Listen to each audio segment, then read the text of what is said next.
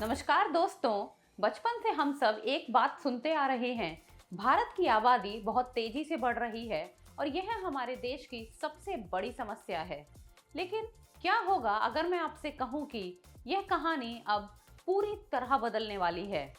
हाल ही में आई एसआरएस यानी कि सैंपल रजिस्ट्रेशन सिस्टम की रिपोर्ट और डेमोग्राफिक डेटा ने एक ऐसा सच सामने रखा है जिसके बारे में कोई बात नहीं कर रहा। भारत में बच्चों के पैदा होने की रफ्तार यानी कि टोटल फर्टिलिटी रेट इतनी तेजी से गिरी है कि अब हम आबादी बढ़ने की नहीं बल्कि आबादी के बूढ़े होने की कगार पर खड़े हैं। आज के इस वीडियो में हम समझेंगे कि ये आंकड़े क्या कहते हैं और यह बदलाव भारत के भविष्य को कैसे बदल कर रख देगा। सबसे पहले आंकड़ों को समझते हैं। किसी भी देश की आबादी को स्थिर रखने के लिए एक जादुई नंबर होता है 2.1। इसे विज्ञान की भाषा में रिप्लेसमेंट लेवल फर्टिलिटी कहते हैं। इसका सीधा सा मतलब है कि आबादी को ना बढ़ने देने और ना घटने देने के लिए औसतन हर महिला को 2.1 बच्चों को जन्म देना होता है। लेकिन हालिया रिपोर्ट्स के मुताबिक भारत का नेशनल TFR यानी कि टोटल फर्टिलिटी रेट गिरकर 2.0 पर आ चुका है, यानी हम रिप्लेसमेंट लेवल से नीचे आ चुके हैं। इसका सीधा मतलब यह है कि आने वाले कुछ दशकों में भारत की आबादी बढ़ने के बजाय घटने लगेगी। अगर राज्यों की बात करें तो स्थिति और भी चौंकाने वाली है। दक्षिण भारत के राज्य जैसे केरल, तमिलनाडु और आंध्र प्रदेश में यह दर 1.5 से 1.6 के आसपास पहुंच चुकी है, जो कि यूरोप के अमीर देशों के बराबर है। अब सवाल उठता है कि आखिर ऐसा क्यों हुआ। इसके पीछे 3 मुख्य कारण है। पहला, महिला साक्षरता और सशक्तिकरण। जैसे जैसे महिलाओं में शिक्षा और जागरूकता बढ़ी है, वे करियर को प्राथमिकता दे रही हैं।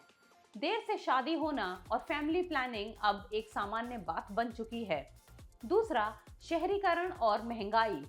शहरों में बच्चों की परवरिश, पढ़ाई और हेल्थ केयर का खर्च इतना बढ़ गया है कि मिडिल क्लास अब हम दो हमारा एक या नो चाइल्ड पॉलिसी की तरफ बढ़ रहा है। और तीसरा, शिशु मृत्यु दर यानी कि इन्फेंट मोर्टेलिटी में कमी। पहले के जमाने में स्वास्थ्य सुविधाएं अच्छी नहीं थीं, इसलिए लोग ज्यादा बच्चा पैदा करते थे। लेकिन बेहतर मेडिकल फैसिलिटीज की वजह से अब शिशु मृत्यु दर बहुत कम हो गई है, जिससे परिवारों का भरोसा बढ़ा है। लेकिन क्या आबादी का कम होना हमारे लिए खुशखबरी है? इसका जवाब थोड़ा पेचीदा है। फिलहाल भारत अपनी डेमोग्राफिक डिविडेंड यानी कि जनसंख्याई लाभांश के सबसे बेहतरीन दौर में है। हमारे पास दुनिया की सबसे बड़ी युवा कामकाजी आबादी है, लेकिन यह वक्त हमेशा नहीं रहेगा। जैसे जैसे प्रजनन दर कम होगी, वैसे वैसे हमारी वर्कफोर्स यानी कि काम करने वाले लोग कम होते जाएंगे और आश्रित बुजुर्गों यानी कि एल्डरली पॉपुलेशन की संख्या बढ़ती जाएगी। जैसा संकट आज जापान, चीन और यूरोपीय देश झेल रहे हैं, जहां फैक्ट्रियों में काम करने के लिए युवा नहीं मिल रहे हैं। कुछ दशकों के बाद भारत भी उसी रास्ते पर खड़ा होगा। हमारे सोशल सिक्योरिटी सिस्टम और पेंशन बजट पर इसका भारी दबाव पड़ने वाला है। तो दोस्तों, बात यह है कि भारत अब आबादी के विस्फोट वाले दौर से बाहर निकल चुका है। अब हमारे सामने चुनौती यह नहीं है कि आबादी को कैसे रोकें, बल्कि चुनौती यह है कि जो मौजूदा युवा आबादी है उन्हें कुशल यानी कि स्किल्ड और सशक्त कैसे बनाएं, ताकि वे बूढ़े होने से पहले भारत को एक विकसित देश बना सकें। इस गंभीर विषय पर आपकी क्या राय है? क्या आपको भी लगता है कि छोटा परिवार ही भविष्य का सच है?